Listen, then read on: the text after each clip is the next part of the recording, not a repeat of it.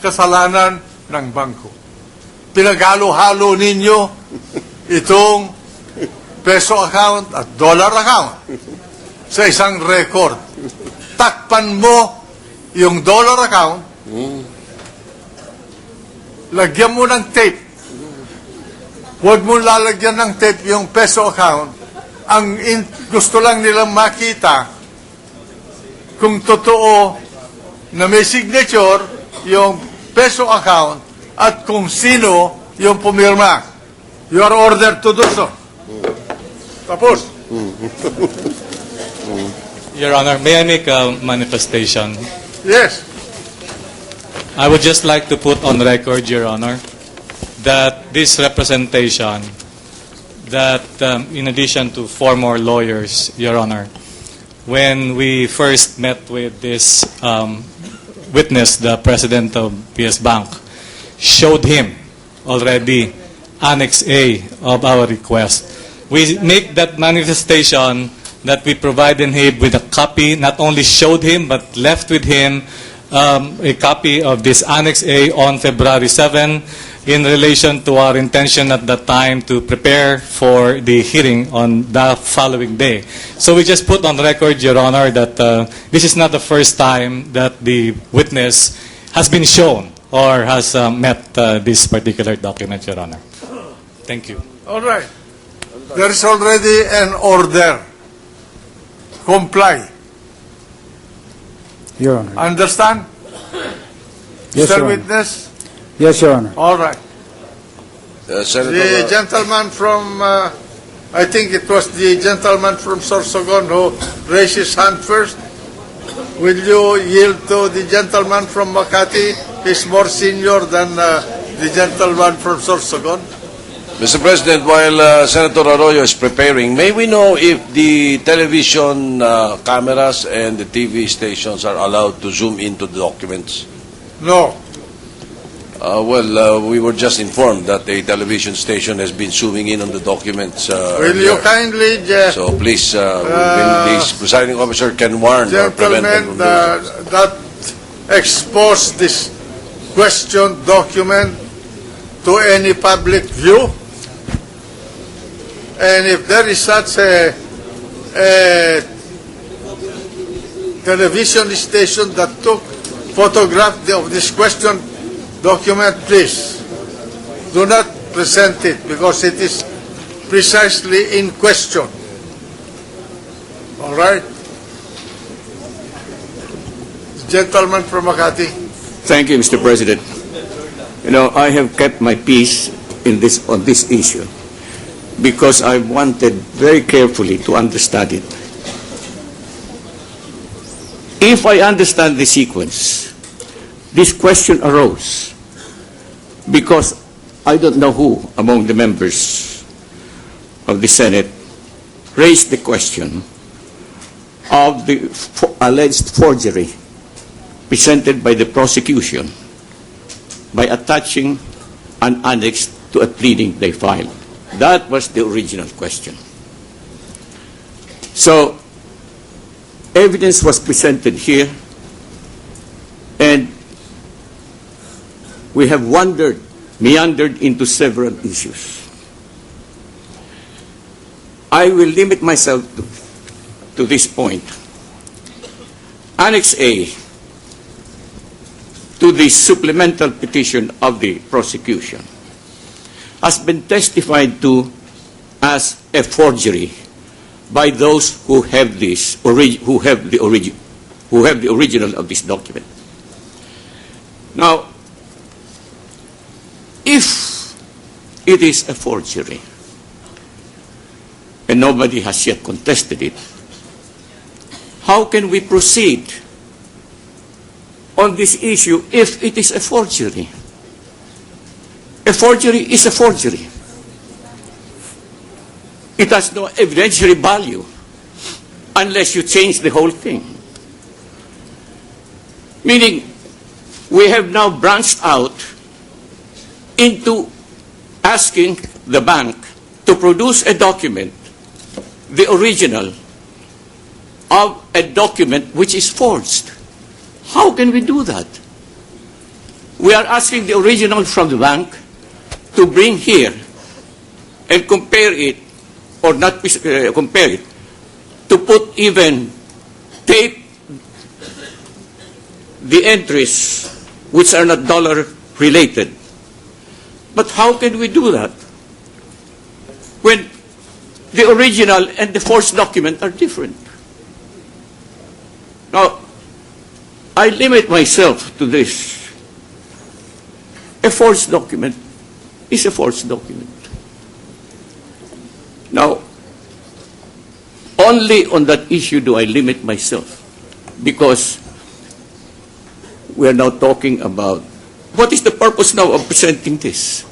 I will explain later on the ruling of the chair. Thank you, Mr. President. Once the gentleman is finished. All right. The gentleman is finished. The conclusion that this is a fake document comes from the witness. That's why I made it very, very clear by a leading question whether ito ay imbento. Now, a member of this court asked a question to test the credibility of the witness. And to test that credibility of the witness, to find out whether indeed the document in question is an invento, is to make a comparison with the original to see where the invento has arisen. If they're identical in every respect, then the witness will be lying.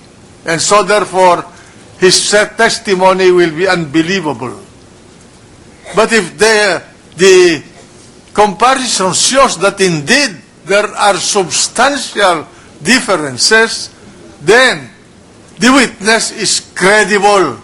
And we will then consider the document which I categorize as invento as a fake document. To be fair to everybody in this proceeding.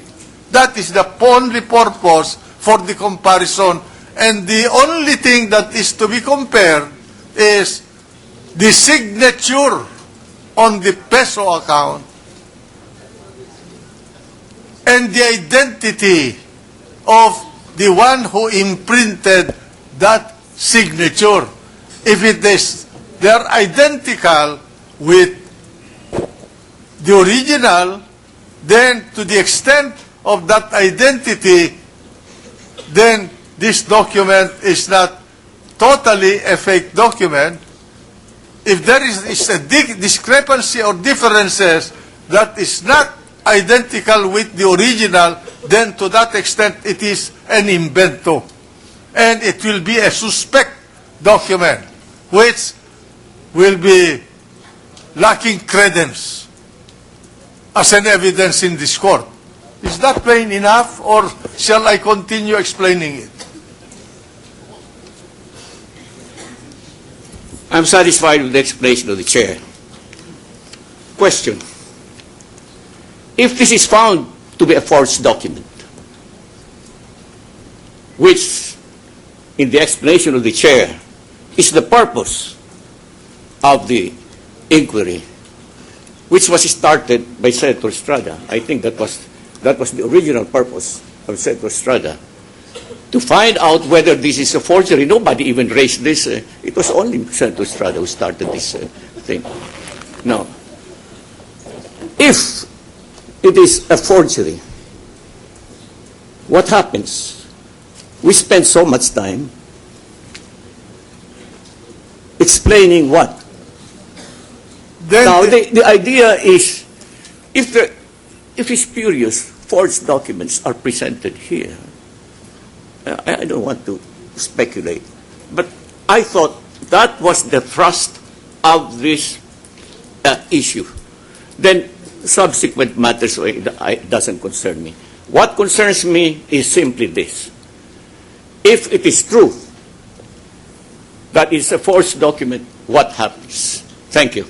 Well, I will answer it. So for the record, if this document is found to be falsified in some respect, then we will determine whether the falsification is substantial enough to exclude this evidence from as an evidence in this case at the proper time, and second, to make those responsible for that alterations responsible for it and to answer for it. And it will be the burden of the prosecution to explain why they requested for a subpoena duces tecum in the face of an altered document. That is the understanding of this presiding officer. At that point, it's up to the court to decide whether disciplinary measures will be imposed on those who are responsible for the alteration. So that proceed.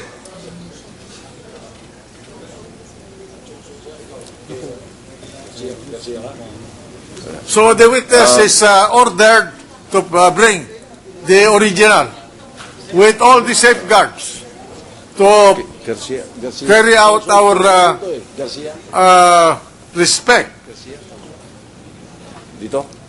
Your Honor, to may I the TRO. Mr. President. Yes. Mr. President, may we recognize to ask questions to this witness, Senator Escudero and then Senator Pangilinan. Then afterwards, Senator Osmeña and Senator Legarda wish to ask questions Actually, to Ms. Johnson. just a brief manifestation, Mr. President, with your permission. I would just like to make off record and address this to the counsel of Mr. Garcia and to Mr. Garcia as well. Sirs, we're not trying to pull a fast one on you and try to do, as what counsel said, indirectly what we cannot and will not do directly. As Senator Arroyo pointed out, all we want is to find out if this document is fake or not. But just as a reminder to the prosecution as well, Mr. Garcia and Ms. Johnson are your witnesses. You asked that they be subpoenaed, and unless you impugn their testimony, that will stand insofar as this court is concerned on the fact as to whether or not the attached documents as an annex are fake or genuine. But also bearing in mind, Mr. President, Your Honor, that this is a matter of interest for the Senate as an impeachment court, but has nothing to do with the case anymore. So perhaps we can wind up on this matter, given that there is testimony already with respect to the document's authenticity. Unless the prosecution will present contrary evidence, we can perhaps proceed with the evidence of the prosecution on the main case at hand, which is the impeachment complaint against the Chief Justice. Thank you, Mr. President. May the prosecution respond briefly, Your Honor. Let us first hear the Thank you, Your Honor. so that you can respond in toto. All right. Senator Pangilinan, Mr. President. Thank you, Mr. President. I just have a few questions directed to the president of the bank, because yesterday, or was it the other day, the bank manager was unable to explain to us the procedure or the system by which the main office and the branches are able to access information from a specific branch. And so we'd like to know, Mr. Witness,